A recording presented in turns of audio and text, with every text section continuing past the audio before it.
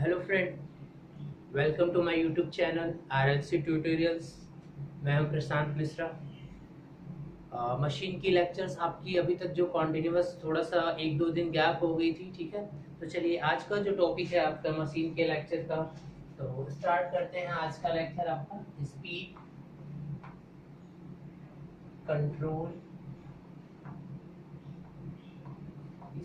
Control of DC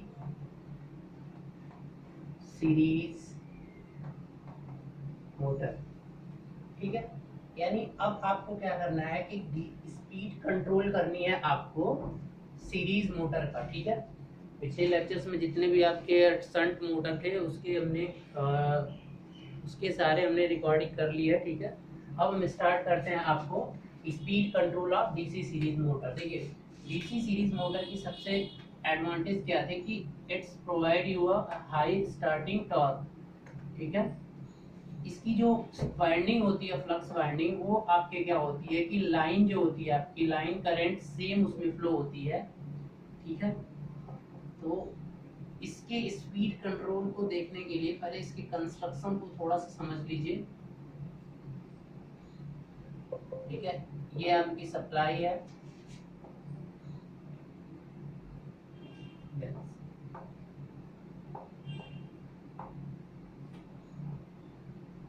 ये आपकी supply, यानी जो आपकी लाइन करंट इधर आएगी सेम आपकी वही करंट जाती है सीरीज वाइंडिंग में, ठीक है। यानी फ्लक्स जहां से प्रोड्यूस होगा आपका, और सेम वही करंट आपकी इसमें आती है आर्मेचर में, ठीक है। So it's provide a back EMF. इसका कुछ रेजिस्टेंस होगा आपका RA, ठीक है। स्पीड अगर कंट्रोल करनी है तो आपने पढ़ा था कि speed proportional to that one is your EB divided by flux. So this is speed proportional to V terminal. This one is supply V minus IA RA divided by 5. So this is your general formula.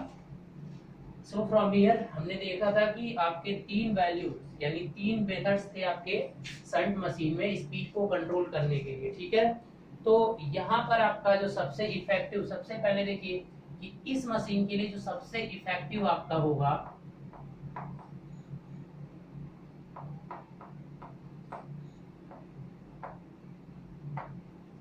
सबसे effective method जो यहाँ पर आपको आएगा finally, मैं वो पहले आपको बता देता हूँ कि by changing the terminal voltage, by changing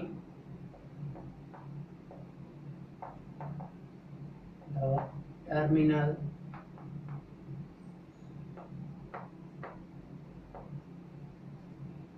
voltage, ठीक है। देखिए, सबसे इफेक्टिव मेथड यही है क्योंकि इसमें जो आपकी एफिशिएंसी आएगी वो आपकी बहुत बेटर आती है, ठीक है। बाकी और भी मेथड्स हैं जो भी हम डिस्कस करेंगे आज पूरे इस लेक्चर में, लेकिन सबसे हाईली इफिशिएंट अगर मेथड की बात करिए तो वो आपका आएगा कि आप इसके टर्मिनल वोल्टेज जो यहाँ से दे रहे हैं इसको क्या करिए कि आप वेरी कराइए। अगर आप इसे वेरी कराएंगे तो उसके अकॉर्डिंग आपकी स्पीड क्या होगी, चेंज होगी, ठीक है। तो पहले जो था ये मेथड इतना पॉपुलर नहीं था क्योंकि आपके पास ऐसे मेथड्स नहीं थे जिनसे आप वोल्टेज को बहुत आसानी से क्या कर सकते थे, वेरी करा सकते हो। बट कुछ समय पहले क्या है कि जब से पावर इलेक्ट्रॉनिक्स ने क्या किया, अपना इम्पोर्टेंस रोल ज़्यादा उसका आया, तो पावर सर्किट की जो एफिशिएंसी थी वो बहुत हाई थी, और उससे आप यानी चॉपर सर्किट लगाकर या कुछ भी करके इस टर्मिनल वोल्टेज को आप क्या कर सकते हो, बहुत ही स्मूथली और विथ हाई एफिशिएंसी के साथ आप इस टर्मिनल वोल्टेज को बदल सकते हो, ठीक है। तो इसलिए प्रेजेंट टाइम में सबसे आपका एडवांटेजियस मेथड यही है। बाकी सारे मेथड्स में प्रॉब्लम क्या है कि वहां पर हम क्या करेंगे, किसी तरह से फिर रेजिस्टिव कंट्रोल होगा आपका, मतलब हर एक मेथड में आपका रेजिस्टेंस लगेगा, ठीक है। फ्लक्स कंट्रोल मेथड देखनी है तो चलिए पहले हम फ्लक्स कंट्रोल मेथड यानी तीनों मेथड इसमें भी देखेंगे, लेकिन जो तरीका होगा, जो रिप्रेजेंटेशन का वे होगा, वो आपका क्या होगा, थोड़ा सा डिफरेंट देखने को मिलेगा। तो चलिए सबसे पहले आप ये तो इफेक्टिव मेथड फाइनली ये इसे अभी हम देखेंगे कि इसके साथ क्या करना है। अगर इसे चलो पहला मेथड अगर इसी को देखना है तो आप इसी को देख लीजिए। यानी प्लस क्या करना है कि इसको आपको वेरी कराना है। तो आप क्या करिए कि जो डीसी सीरीज मोटर है, तो आप जब फ्लक्स को इसको वेरी कराओगे आप वोल्टेज को, तो उसके साथ साथ फ्लक्स भी आपका चेंज होगा, ठीक है, बट स्पीड भी क्या हो जाएगी, चेंज हो जाएगी, क्योंकि इसके चेंज होने से आपका ई भी चेंज होगा और ये भी चेंज होगा। तो आप यहाँ से जानते हो कि आपको अगर ई भी चेंज करना है तो EB2 divided by EB1 is equal to N2 divided by N1 और मल्टीप्लाई आपका phi2 डिवाइडेड बाई phi1, और in this case you can write phi2 by phi1 is equal to I2 by I1, I2 by I1 it means line current। Otherwise आप इस case में, अब यहाँ पर आप जो भी बातें करिए वो केवल आप पर सीरीज की बातें कर रहे हैं, तो लाइन करंट आर्मेचर करंट सब सेम है, ये आप गेस करिए। तो वही I2 I1 लिखा हूँ मैं, ठीक है, दूसरे केस और पहले केस में। तो इस फार्मूले को यूज करके आपके जब ये वैरी होगा तो आपका N2 by N1 भी क्या होगा, चेंज होगा। यानी इस तरीके से आप यहाँ पर वोल्टेज को वैरी कराकर इसे आप क्या कर सकते हो, चेंज कर सकते हैं, ठीक है। तो ये सबसे अच्छी मेथड है, ये हाईली इफिशिएंट है, ठीक है। ये मेथड सबसे क्या है, हाईली इफिशिएंट होता है डीसी सीरीज के लिए।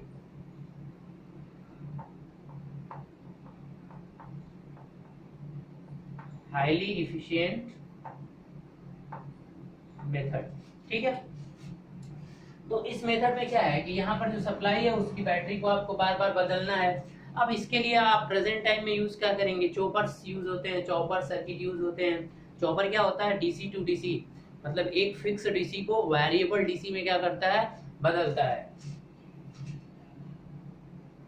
ठीक है ना।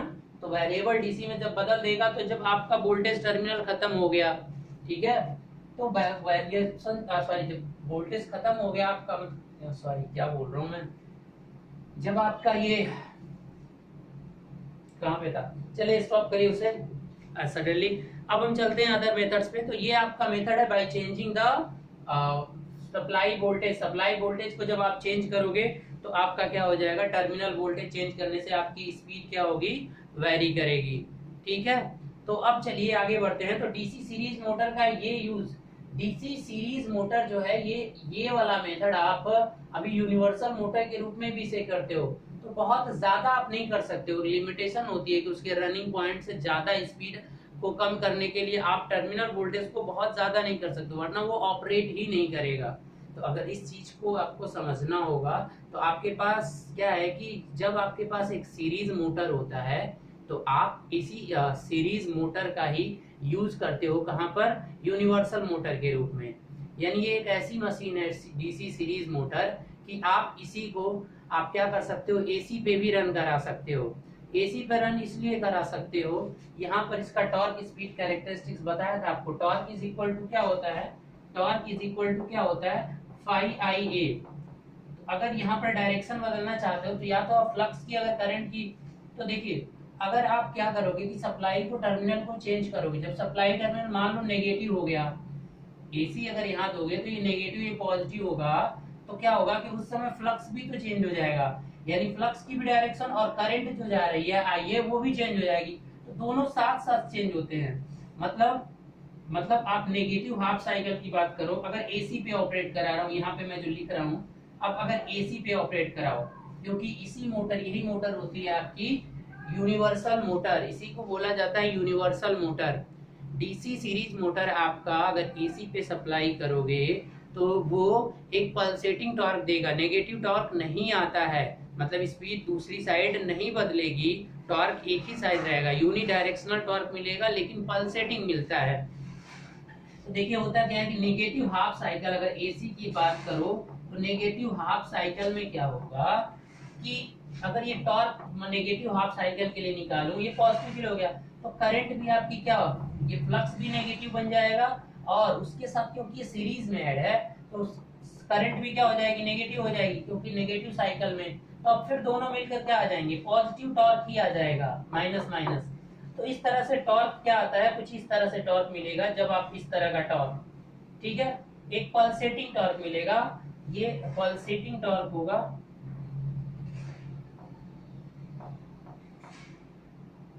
Pulsating torque. जब आप इसे एसी से रन कराओगे तो ऐसा टॉर्क आपको मिलेगा। तो एसी पे भी ये मशीन ऑपरेट कर सकती है। हाँ, लेकिन कुछ डीरेट करना पड़ता है, क्योंकि इसके फंक्शन क्या होता है कि इसका जो कम्यूटेटर और वो होता है उसमें ज्यादा प्रॉब्लम्स आती हैं, तो थोड़ा मैनेज करना पड़ता है। जब आप यूनिवर्सल मोटर इसे बनाते हो, थोड़ा सा कंस्ट्रक्शनल चेंज करना पड़ता है अच्छे परफॉर्मेंस के लिए, जब ये मोटर आप एसी पे ऑपरेट कर रहे हैं। ये चलिए, इसको मैं अगले पार्ट में हम देख लेंगे। जब यूनिवर्सल मोटर पढ़ेंगे तो बेटा यही मोटर होता है, तो इसी मोटर का हम वहाँ पे अच्छे से एक्सप्लेन करेंगे, और वहाँ भी देखेंगे कि स्पीड कैसे चेंज होती है। तो स्पीड चेंज करने के लिए ये क्या है कि जैसे जैसे इसको कम करते जाते हो तो क्या होता जाता है, आपकी सप्लाई कुछ इस तरह से, वहां भी पढ़ोगे जब ये बनाओगे टॉर्क इंड्यूस, तो कुछ इस तरह से वोल्टेज के क्रॉस आपका ये घटता जाता है, ठीक है। टॉर्क और वो कैरेक्टरिस्टिक्स, ये टॉर्क इंड्यूस्ड, और ये क्या होगा, स्पीड। तो टॉर्क स्पीड का अगर करोगे तो जैसे जैसे आप टर्मिनल वोल्टेज घटाते जाओगे, ठीक है, तो आपका टॉर्क स्पीड कैरेक्टरिस्टिक्स कुछ इस तरह से घटता जाता है। तो ये सब चीजें हम आगे देखेंगे। तो चलिए, सबसे इफिशिएंट मेथड ये है, आप मान लीजिएगा, बस एक ही मेथड एक्चुअल में जो प्रैक्टिकली यूज होता है वो एक ही मेथड है। बाकी और सारे मेथड्स हैं क्या, उनमें प्रॉब्लम क्या है, वो प्रैक्टिकली यूज क्यों नहीं होते हैं, जरा हम उसे समझने की बात करते हैं। ये आप एक स्क्रीनशॉट ले लीजिए, इसका एक मेथड हो गया आपका वोल्टेज को वैरी करा के। अब हम दूसरे की तरफ चलते हैं, दूसरे मेथड की तरफ। तो दूसरा मेथड है आपका फ्लक्स कंट्रोल मेथड, ठीक है। अब ये फ्लक्स कंट्रोल इस मशीन में बहुत तरीके से हो सकता है।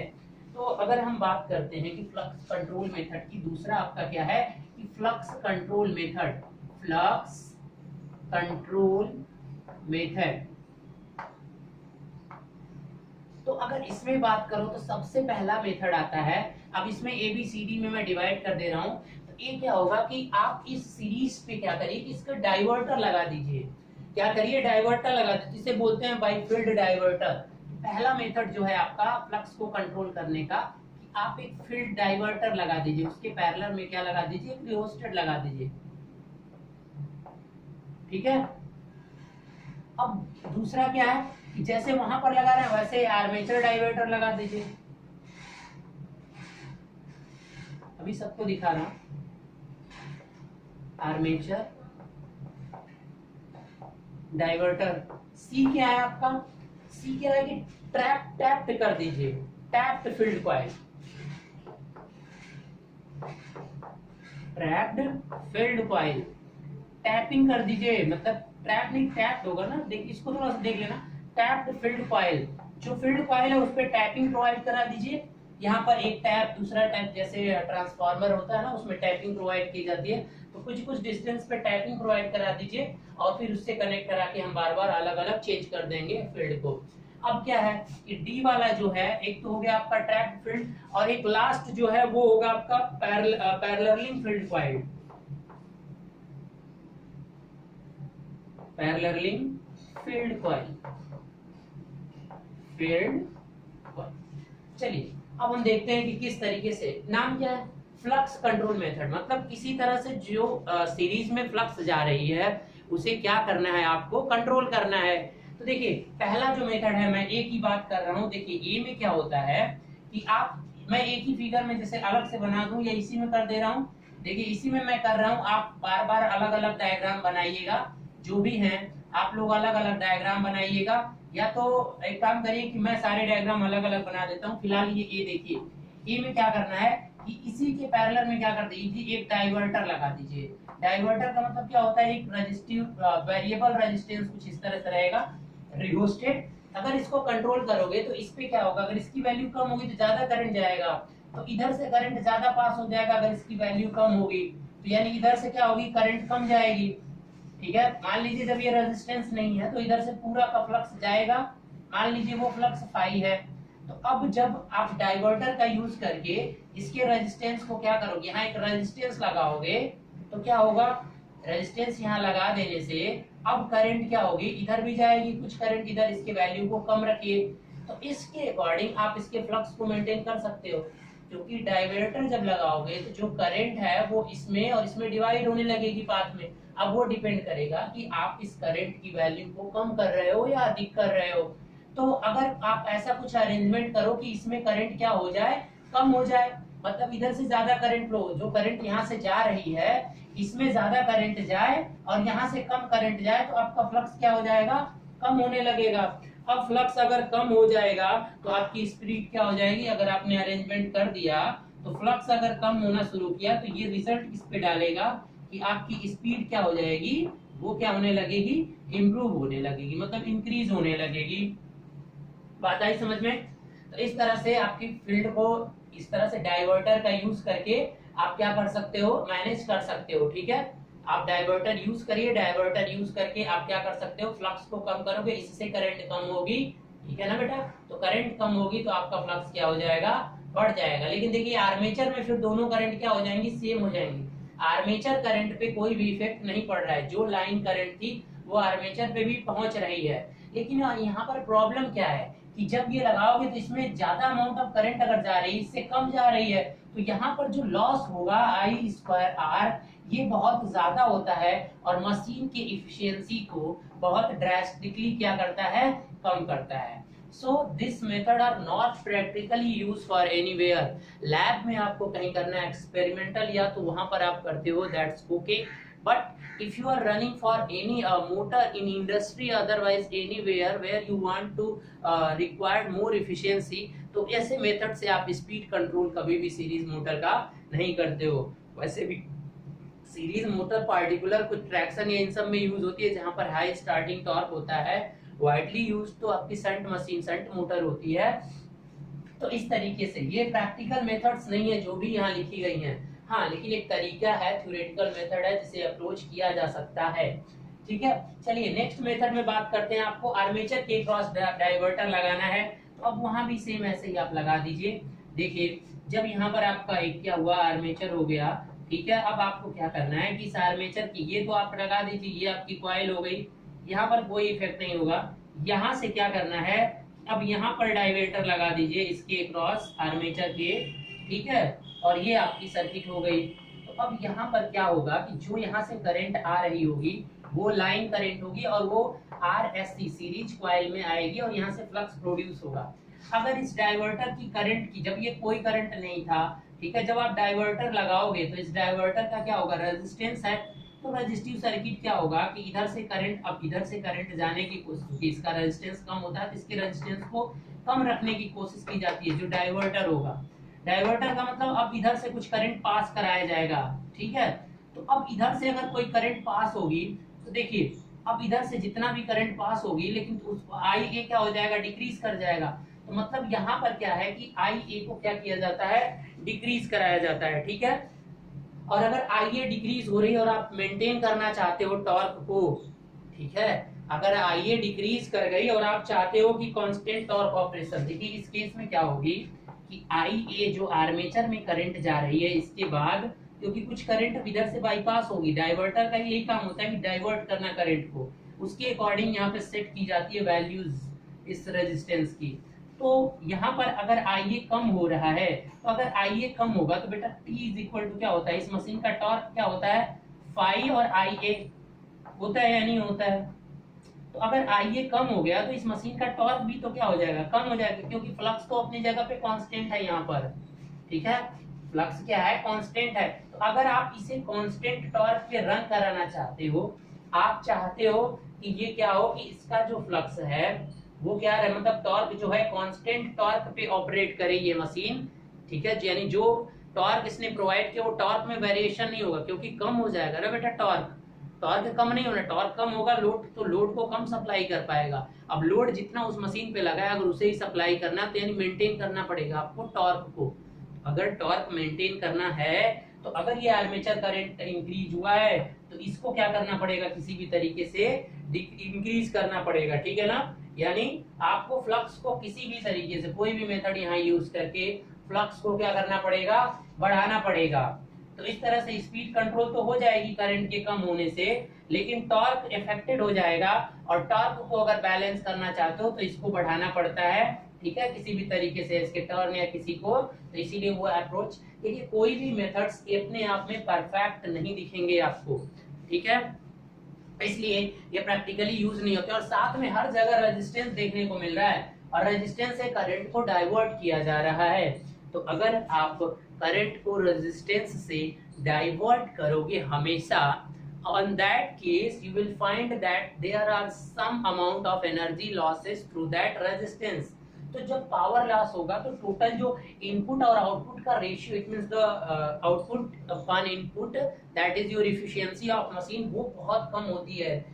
ऐसे अगर स्पीड कंट्रोल का यूज करके ऐसे सर्किट डिजाइन करेंगे तो स्पीड कंट्रोल के लिए अगर ऐसी सर्किट का डिजाइन करते हो तो एफिशिएंसी क्या आ जाती है, बहुत कम आ जाती है। तो अब तीसरे मेथड पे चलते हैं, सी को देखते हैं कि वहां पे क्या होता है। सी है आपका tapped field coil. Field coil को टैपिंग कर दीजिए, यानी इसमें टैप प्रोवाइड करा दीजिए, ठीक है। एक टैप यहाँ पर, दूसरा टैप मान लीजिए यहाँ, तीसरा यहाँ, और इस तरह से। तो अब जिस टैप पे आपको करना है उस टैप पर करके और आर्मेचर करंट को उतना क्या कर दीजिए, सेंड कर दीजिए। आर्मेचर करंट तो पूरा जितना कहेंगे उतना आपका क्या होगा। इस तरह से आपकी टैप्ड कॉइल क्या हो सकती है, यूज हो सकती है, ठीक है। तो जितना आप कम करोगे, जितना लेंथ इसके कम करोगे तो फ्लक्स तो कम होता जाएगा ना, एमएमएफ कम होता जाएगा। तो जितना आपको रिक्वायरमेंट होगा उसके अकॉर्डिंग यहाँ भी कंट्रोल कर सकते हो। कुल मिलाकर फ्लक्स कंट्रोल होगी, तो वो चीजें आप देख लेना, ठीक है। तो इस तरह से आपके फ्लक्स कंट्रोल मेथड में आपको फ्लक्स को इस तरीके से, और भी कोई तरीका है, हाँ, पैरेलल लिंक। क्या कर दीजिए कि इसको एक बार सीरीज में ना इसके कुछ कुछ पार्ट्स करके फिर उसको पैरेलल में कर दीजिए, 3 बार पैरेलल में कर दीजिए, मतलब पैरेलल ऑपरेशन 2 नहीं 1 2 3 कर दीजिए। तो ऐसा भी किया जा सकता है, और सब में क्या होगा कि आपकी स्पीड क्या कर जाएगी, ड्रास्टिकली आपकी इंक्रीज ही करनी है, ठीक है। चलिए, और स्पीड के साथ क्या करना है कि अब ये डिपेंड करेगा कि फ्लक्स क्या हो रहा है, कम हो रहा है, क्योंकि यहाँ पर तो आर्मेचर करंट इफेक्टेड हो रहा है। तो आर्मेचर करंट अगर इफेक्टेड हो रहा है तो यहाँ पर क्या होगा कि स्पीड अब घटेगी कि बढ़ेगी। अब ये चीज मैं आपको रटवाऊंगा, अगर मैं सारे का बताने लगूं कि इसमें स्पीड बढ़ रही है, इसमें घट रही है, इसमें बढ़ेगी कि घटेगी, that is not any good process for you. After some time you will forget. अगर ऐसा कुछ होता है तो आप अपने से देखिए कि आपको ये चीजें पता है कि n प्रोपोर्शनल टू क्या होता है, v minus I A R A and divided by 5। मतलब n प्रोपोर्शनल टू किसके होता है, vt के। अगर इसको नेग्लेक्ट कर दो, अब n प्रोपोर्शनल टू किसके होता है, यहाँ से I A v minus I A R A. अगर ये आई ए बढ़ेगा तो कुल मिला के इसमें से ये कुछ घट रहा है, तो ये वाली चीज क्या होती जाएगी, अगर इसमें से कुछ घट रहा है और ये बढ़ रहा है, ये वैल्यू, तो ये वैल्यू क्या होती जाएगी, घटती जाएगी। और एक होता है आपका n प्रोपोर्शनल टू 1/5, अगर फ्लक्स कभी बढ़ेगा तो ये घटेगा। ये 3 चीजें ही तो आपको पता है ना डायरेक्टली। तो इन्हीं तीनों से आप समझ जाना कि आप फ्लक्स को कभी घटा रहे हो कि आर्मेचर करंट इफेक्टेड हो रहा है, जैसे शंट में, ठीक है। रूल्स वही है, आपका मेन कॉन्सेप्ट वही है, किसमें स्पीड बढ़ेगी किसमें घटेगी। तो इस तरह से कभी स्पीड बढ़ने और घटने को रटना मत। जब क्वेश्चन आता है तो वहां पर एक बार दिमाग लगाना और थोड़ा सा मेमोरी को बढ़ाना, ठीक है। ऐसा कभी रटने की कोशिश मत करना, in which you will got the high speed, low speed. और अगर न्यूमेरिकल है तब तो आप इस फॉर्मूले का EV2 बाई EV1 करके इस तरह से लगाओगे तो आपका बहुत आसानी से लग जाएगा। अभी ये खत्म हो जाता है तो हम कुछ न्यूमेरिकल्स भी करेंगे, ठीक है। लाइव आएंगे और लाइव में हम कुछ न्यूमेरिकल करेंगे, आप टेंशन मत लीजिए, ठीक है। लाइव में हम मशीन के न्यूमेरिकल्स खत्म करेंगे एक दिन, ठीक है। हफ्ते में 2 दिन या कुछ दिन लाइव क्लास का न्यूमेरिकल क्लास रखेंगे हम, ठीक है। तो चलिए पैरेलल वाला भी देख लीजिए। फोर्थ वाला जो आपका था, जैसे मान लीजिए ये आपकी कॉइल्स थी कुछ इस तरह से, मतलब पार्ट में थी, 4 पार्ट में मान लीजिए। अब क्या करना है कि इसको क्या कर दीजिए, पैरेलल कर दीजिए, ठीक है। मतलब यहाँ पर आप जो भी सप्लाई दे रहे थे इसको क्या करिए कि कुछ इस तरह से कर दीजिए, ये आपका आर्मेचर, और यहाँ पर क्या हो जाएगा, 2 पार्ट में पैरेलल कर दीजिए इनको, एक ये 2 कॉइल, दो एक साथ सीरीज और फिर इनका पैरेलल, कुछ इस तरह से। ऐसा करने से देखना आप स्पीड फाइनली बढ़ेगी, ठीक है। तो ये क्वेश्चन में डेटा जो दिया रहेगा उसके अकॉर्डिंग आप देख लेना। अदरवाइज इसको क्या कर सकते हो, इसमें करो या तो ऐसे भी कर लो, कभी बहुत सारे को करके फिर आप ऐसे 3 पार्ट में भी कर दो, एक यहाँ फिर ऐसे, ठीक है। तो ये पैरेललिंग होता है कि इस तरह से करके भी आपका स्पीड वेरिएशन इससे भी आपको मिल जाएगा, ठीक है। But this all are not effective methods. So और अगर और भी वेरिएशन करना है तो इसमें क्या करो कि एक डाइवर्टर भी लगा दो, ठीक है, या यहाँ भी एक डाइवर्टर भी लगा लो, तो सब एक साथ भी किया जा सकता है, that's not a big deal, okay. So these are the methods by which you can control the speed of a DC series motor. But remember one point here, always you in many process you always use the rheostat, means a diverter, otherwise rheostat. Okay, so when you are using the diverter, there is a diverter is like a resistive circuit, so always there are some losses occurs. Due to that one, the efficiency much decreases in this motor, so these are not practically used in the industry or otherwise anywhere. Okay, so now come on the variable resistance in series, the second method ना, the third method. Now ये जो part था अभी सब उसी के part थे, सब पार्ट थे। अब क्या है कि आपको क्या करना है, तीसरा मेथड है आपका कि वेरिएबल रेजिस्टेंस इन सीरीज।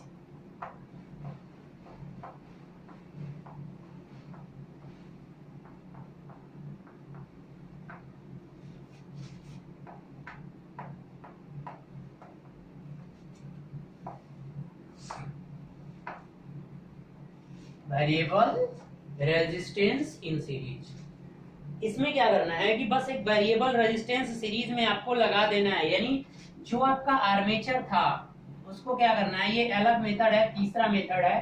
ठीक है, पहला आपका था, दूसरा फील्ड वाला, फील्ड में 3-4 तरह से थे। अब क्या है कि देखिए अब क्या करना है, इधर ये आपकी जो फील्ड है बेटा, इसके साथ कोई भी छेड़खानी नहीं करनी है, और यहाँ पर एक अलग से क्या लगा देना है, सीरीज में रेजिस्टेंस, इसीलिए तो इसका नाम है। देख लीजिए, आप इसको जब चेंज करोगे तो आपका क्या होगा, सारी चीजें चेंज हो जाएंगी। यहाँ से आप क्या कर दीजिए, सप्लाई प्रोवाइड कराइए प्लस माइनस, आपका यहाँ से लाइन करंट आएगा। अब लाइन करंट डिपेंड करेगा, अब इसमें जो करंट जाएगी वो डिपेंड करेगा कि आपने टैपिंग किस पॉइंट पे कर रखी है। ठीक है, एक आपका वेरिएबल रेजिस्टेंस है, तो इसको जब वेरी कराओगे तो इसमें रेजिस्टेंस वेरी होगा। अगर यहाँ तक होगा तो बेटा करंट इसमें कम आएगा, आएगा कि नहीं आएगा, क्योंकि पूरा रेजिस्टेंस अगर पिक्चर में आ गया तो इससे करंट कम होकर बहेगी, और ये पूरा यहाँ हो गया तो मतलब क्या है कि मैक्सिमम करंट फ्लो होगी। समझ रहे हैं ना, तो उसके अकॉर्डिंग अब ये सब चीजें थोड़ा सा आप दिमाग लगा लेना कि किस तरह से क्या होगा, मतलब फ्लक्स को ही वेरी करेगा ये भी किसी भी तरीके से। समझ में आ रही है बात? तो इस तरीके से आप समझ सकते हैं। तो आर्मेचर करंट भी उसी के अकॉर्डिंग अफेक्टेड होगी, फ्लक्स के साथ साथ आर्मेचर करंट भी यहाँ पर क्या होगी, अफेक्टेड होगी, क्योंकि वही करंट इसमें भी जानी है। तो ये बात याद रखना कि वेरिएबल में फ्लक्स विद करंट भी अफेक्टेड हो जाएगी, और यहाँ तो जो लॉस होगा तो दैट इज ऑल।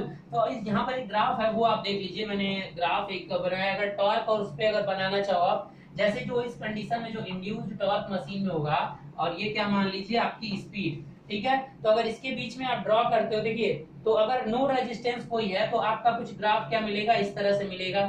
ठीक है, और अगर विथ रेजिस्टेंस के साथ अगर कुछ रेजिस्टेंस बढ़ाकर करोगे तो ये कुछ इस तरह से ग्राफ हो जाएगा।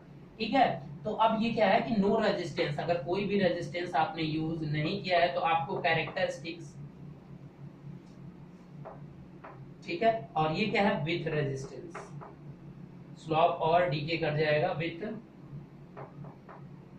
देखिए इतनी चीजें क्या है ना कि इतना डिटेल से आपको ये चीजें याद नहीं रहेंगी। हाँ, लेकिन ये सब एग्जाम में इतना इम्पोर्टेंट भी नहीं है एग्जाम ऑफ पॉइंट से। संट का जो स्पीड कंट्रोल होता है वो आपको इम्पोर्टेंट है किसी भी एग्जामिनेशन में, और यहाँ पर ये जानना कि कितने मेथड्स होते हैं।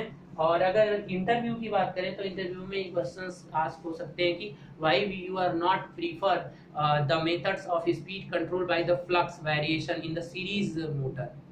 ठीक है, तो आपको इतना बहुत सारी है, इतनी नॉलेजेस अगर है आपको इससे तो अभी डीपली जाया जा सकता है, but that is not beneficial for your competition examination. तो अब यहीं पर इसे क्लोज करिए। ठीक है, तो विथ रेजिस्टेंस और रेजिस्टेंस के साथ साथ कभी ये क्वेश्चन आया हुआ है, तो इसको भी मैंने बता दिया था कि जब रेजिस्टेंस हम यूज करते हैं तो क्या होता है स्लॉप, वैसे आपका स्लॉप इस तरह से होता है, और एक आपका नॉर्मली मैंने ऐसे ही दिखाया था, लेकिन अगर रेजिस्टेंस तोड़ोगे तो जो नॉर्मल पे रहेगा उससे और नीचे की तरफ ये बनेगा ये वाला ग्राफ। ठीक है, इज इट क्लियर? क्योंकि रेजिस्टेंस को ऐड करने से करंट क्या हो जाएगी, कम हो जाएगी, और फ्लक्स भी कम हो जाएगा। तो जब करंट और फ्लक्स कम हो जाएगा तो अब ये जीरो पे और फाइनाइट स्पीड रखने लगेगा। बात आई समझ में? चलिए, यानी अगर लोडिंग मैक्सिमम जो लोड कंडीशन होती है, ये टाउ लोड होता है सीरीज मोटर का। अगर लोड की बात करो तो लोड कंडीशन ये होती है बेटा हमेशा। ठीक है, इस पॉइंट इससे और इसके बीच में ये मशीन ऑपरेट करती है, क्योंकि इधर के बाद से स्पीड देखिए टाउ बहुत कम हो जाएगा, इधर क्या है बहुत हाई रहता है। तो ऑपरेटिंग जोन जो होता है सीरीज मोटर का, लगभग ये जो कर्व जहां मुड़ती है उसी के बीच में होता है। ठीक है, तो ये सब हाईली चीजें हैं थोड़ा सा, क्योंकि अगर आप ज्यादा करोगे, चूंकि आपको यहाँ पे एग्जाम के लिए पढ़ना है। सो चलिए अब हम बात करते हैं फाइनल कंक्लूजन। तो आप समझ ही गए हो कि तीनों में से ये तीनों मेथड जो भी आपको दिखी, इसमें सबसे बेस्ट मेथड है आपके लिए वोल्टेज कंट्रोल। और वो भी आप पूरा का पूरा वोल्टेज कंट्रोल की भी एक लिमिटेशन होगी, जिससे वोल्टेज आप डाउन नहीं कर सकते हो, अदरवाइज मोटर ऑपरेट ही नहीं करेगा। ठीक है, तो उस चीज को देखने के बाद से डिसाइड किया जा सकता है कि कहां से कहां तक हम स्पीड को वेरिएबल बना सकते हैं। ठीक है, चलिए अब एक और पॉइंट यहाँ पर आता है, और क्यों किया जाता है कि सारे मेथड्स में एफिशिएंसी डिक्रीज करती है। एक और है सीरीज पैरेलल कंट्रोल। इन सब से हटके एक ट्रैक्शन में यूज होता है मैक्सिमम। ये जो अभी मेथड बताने जा रहा हूँ ये आपका ट्रैक्शन में यूज होता है। इससे भी बहुत क्वेश्चन कभी छोटे छोटे एग्जामिनेशंस में आते हैं, तो इसे जरा ध्यान से देखिएगा। ठीक है, दो मोशन को सीरीज में और फिर उसका ऐसे स्विचिंग की रहती है, फिर उन्हें पैरेलल में कर दिया जाता है। तो सीरीज और पैरेलल में करने से क्या होता है ये चीजें देख लीजिए, यानी सीरीज और पैरेलल कंट्रोल। सीरीज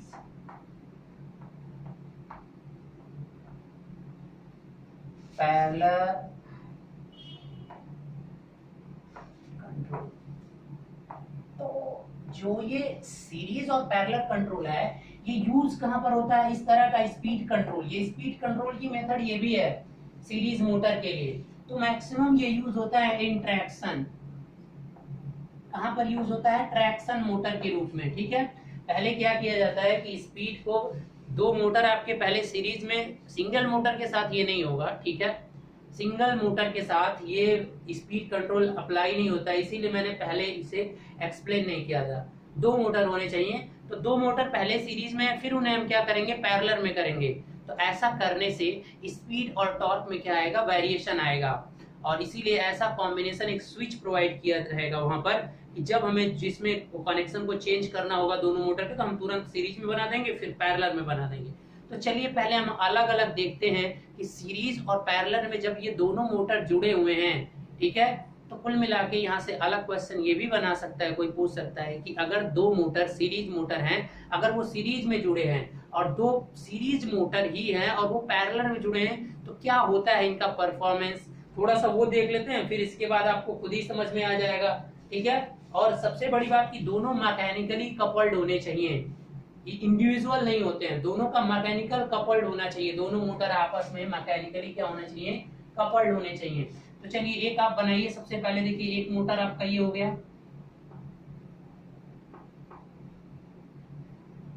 ठीक है, दूसरा मोटर इसके सीरीज में जोड़ना है, चलिए यहाँ पर जोड़ दीजिए।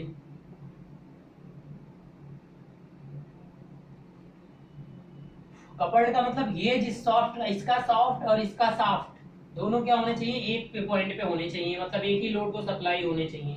मैकेनिकल कपल्ड का मतलब यही होता है।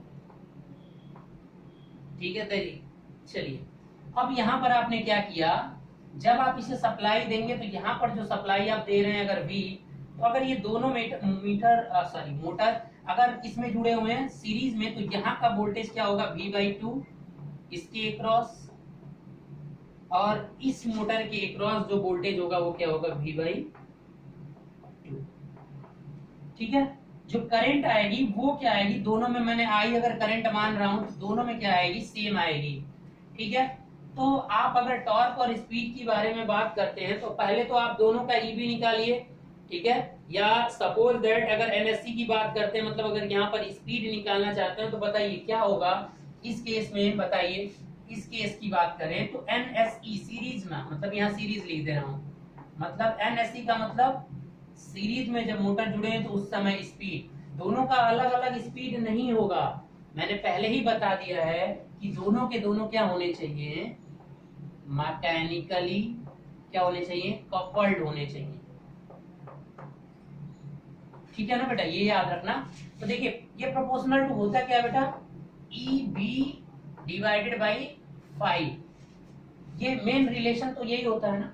अब यहाँ पर जो EB अगर लॉसेस को हम नेगलेक्ट कर दें, अगर लॉसेस को नेगलेक्ट कर दीजिए तो EB डायरेक्ट आपका V के इक्वल टू हो जाएगा, मतलब इसके क्रॉस इसका EB निकालने मत जाइए, आइए RA को नेगलेक्ट कर दे रहा हूं मैं, और रेजिस्टेंस को भी, just for your simplicity 2 4 5 10 volt आता है, बट नेगलेक्ट कर दीजिए आप अपनी सिंप्लिसिटी के लिए। तो यहाँ से आप लिख सकते हैं कि NSE प्रोपोर्शनल टू एक के हिसाब से, एक का क्या हो जाएगा आपका V/2, टू, क्योंकि वोल्टेज इसके क्रॉस V/2 हो रहा है, और फ्लक्स का क्या हो जाएगा, फ्लक्स आपकी वही होगी जो करंट जाएगी, तो यानी करंट के प्रोपोर्शनल होगा। तो यहाँ पर मैं लिख सकता हूँ I, कोई डाउट? यानी यहाँ से NSE इज इक्वल टू क्या हो जाएगा आपका V/2, और ये I मतलब V इज इक्वल टू नहीं लिख सकते हैं, proportional to V/2I। Is there any problem? तो यहाँ से आपको सीरीज का आपको स्पीड मिल गया।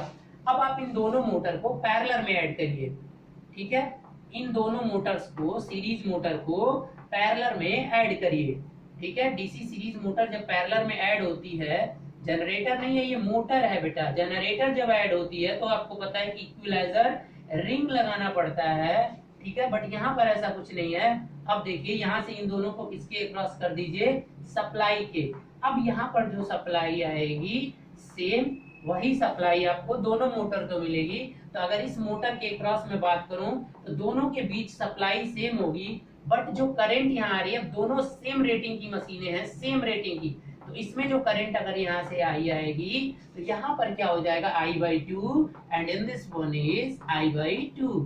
So what will happen if you want to write this statement and the speed in parallel, that one is proportional to again E/phi, and just assume your all losses is negligible.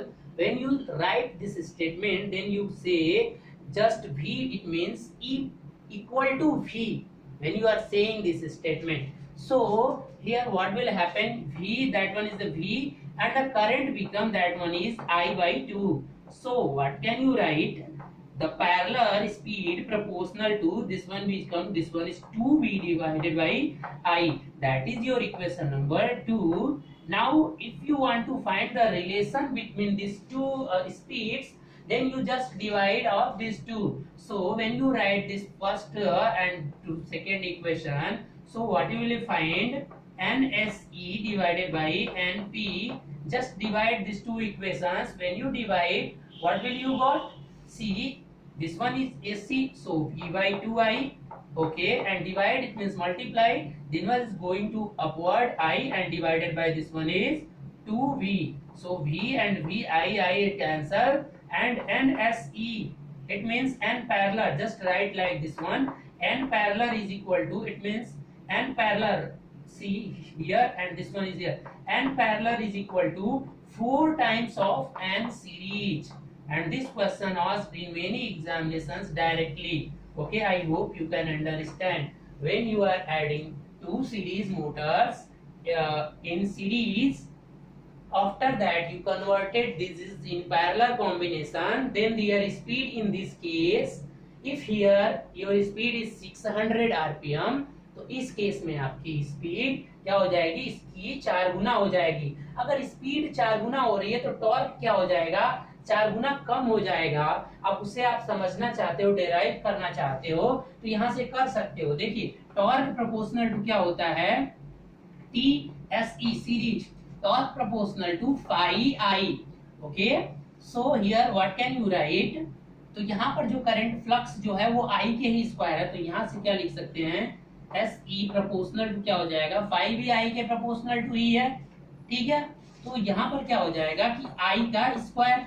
अब इस case में torque क्या हो जाएगा, इस case में जो torque proportional होगा फाई का मतलब वो अब 1 का है, तो यहाँ पर क्या हो जाएगा, I/2 के प्रोपोर्शनल टू होगा, और इनटू आपका फाई और क्या है I भी क्या हो जाएगा, I/2, why am right I/2, I/2, and here भी I/2, सो क्या हो जाएगा यहाँ पर प्रोपोर्शनल टू I²/4। जब यहाँ से दोनों को आप करोगे, तो जब इन दोनों इक्वेशन को सॉल्व करोगे तो यहाँ पर n parallel is equal to आ जाएगा 1/4 n नहीं, मतलब सॉरी टॉर्क की बात हो रही है, तो टॉर्क जो पैरेलल टॉर्क आएगा वो 1/4 आपका टॉर्क सीरीज।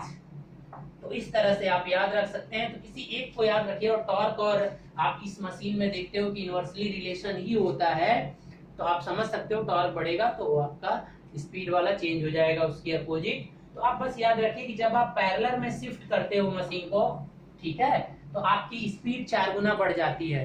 तो ट्रैक्शन मोटर में क्या किया जाता है, एक ऐसा स्विचिंग रहती है कि बस उसको स्विच कर दोगे तो कनेक्शन चेंज होके किस में बदल जाते हैं, सीरीज से पैरेलल में। और जैसे ही सीरीज से पैरेलल में कनेक्शन बदलेगा तो आपका स्पीड यहाँ पे 4 गुना क्या हो जाएगा, इंक्रीज कर जाएगा। तो ये मैक्सिमम आपको मिलता है, ठीक है। अब यहाँ पर एक और है कि series for high speed joint in parallel. तो सिंपल सा समझ रहे हैं कि अगर लो स्पीड पे मोटर को चलाना है तो आप इस पे कनेक्ट करके रखिए, अगर हाई स्पीड पे चलाना है तो आप पैरेलल में कनेक्ट कर दीजिए, स्विचेज हैं आपके पास, कनेक्ट कर दीजिए। तो यहाँ से ये चीजें आती हैं कि अगर आप लो पे चलाना चाहते हो तो दोनों को सीरीज में करके चलाओ, दोनों मोटर को सीरीज में। अगर आप हाई स्पीड पे चलाना है तो आपको पैरेलल में करना होगा, दोनों को पैरेलल कॉम्बिनेशन कर दीजिए तो स्पीड बढ़ जाएगी। यहाँ पर आपने देख भी लिया, ठीक है। हाँ, लेकिन टॉर्क की कैपेबिलिटी क्या हो जाएगी, कम हो जाएगी, ठीक है। टॉर्क आपका कम हो जाएगा, ये भी बात याद जरूर रखना कि टॉर्क भी क्या हो जाएगा, उसी रेशियो में कम हो जाएगा, ठीक है गाइस। तो इस वीडियो में यहीं तक रहने देते हैं, ठीक है। तो आपने देख लिया होगा कि किस तरीके से सीरीज मोटर का स्पीड कंट्रोल किया जाता है। तो मोस्ट इंपॉर्टेंट अगर स्पीड कंट्रोल है तो वो शंट मोटर का, और जो स्पीड कंट्रोल शंट मोटर का है सेम आपका अप्लाई हो जाएगा, ठीक है, नियरली अबाउट सेम आपका क्यूमुलेटिव कंपाउंड डीसी मोटर के लिए। तो गाइस वो क्लास बिल्कुल नहीं चलने वाली है। अगर आपसे कोई पूछता है कि कितनी मेथड्स होंगी आपको क्यूमुलेटिव मोटर को कंट्रोल करने की स्पीड, तो same as a shunt motor में जितनी चीजें हुई थी, आर्मेचर कंट्रोल, फ्लक्स कंट्रोल और वोल्टेज टर्मिनल कंट्रोल, तो वहां पर यूज कर लीजिएगा, ठीक है। तो अब वो क्लास नहीं चलेगी। अब आपका, और रही बात एक डिफरेंशियली कंपाउंड की बात करें तो वो प्रैक्टिकली यूज ही नहीं होता, तो उसकी स्पीड कंट्रोल की बात ही नहीं, वो अनस्टेबल मोटर होता है क्योंकि उसका टॉर्क और स्पीड जो कैरेक्टरिस्टिक्स होता है वो अपवर्ड जाता है, ठीक है। देखा था आपने कैरेक्टरिस्टिक्स में, तो वो प्रैक्टिकली नहीं होता। बट क्या है कि उसे नेगेटिव ऑपरेट भी करा सकते हो, आपको ये भी पता था, कुछ चीजें वहां से आती हैं मोटर से, डिफरेंशियल कंपाउंड मोटर, तो वो भी आप याद रखिएगा। तो गाइज यहाँ पर सारे मोटर के स्पीड कंट्रोल कंप्लीट होते हैं। और अब अगली वीडियो में हम डिस्कस करने वाले हैं आपका ब्रेकिंग, मतलब मोटर को पूरा ब्रेक करना। ब्रेक का मतलब समझते हो, आपकी कोई गाड़ी जब चलती है तो उसमें भी तो क्या रोटेशन ही होता है ना, यानी कोई चीज किसी आरपीएम पे रोटेट कर रही है और सडनली उसे ब्रेक करके रोकना हो तो किस तरीके से रोकेंगे। तो अब हम देखेंगे गाइस, एक तो आप जो अपने गाड़ियों में देखते हो वो मैकेनिकल ब्रेकिंग होती है, और हमें मैकेनिकल ब्रेकिंग से नहीं मतलब है, हमें मतलब है इलेक्ट्रिकल ब्रेकिंग, कितने तरीके से हम मोटर को तुरंत स्टॉप कर सकते हैं, मतलब स्टॉप करने का तरीका है। तो जब स्टॉप करना पहले सीख लेते हैं, उसके बाद हम फिर ऑन करने के समय क्या क्या सावधानियां बरतनी होती है, स्टार्टिंग मेथड उसके बाद देखेंगे। तो अभी हम जस्ट कल के लेक्चर में देखते हैं आपको how many types of electrical braking. Okay guys, thank you. देखते रहिए आप, ज्यादा से ज्यादा वीडियोस को शेयर करते रहिए ताकि सब्सक्राइबर बढ़ते रहें, ठीक है। Okay guys, thank you.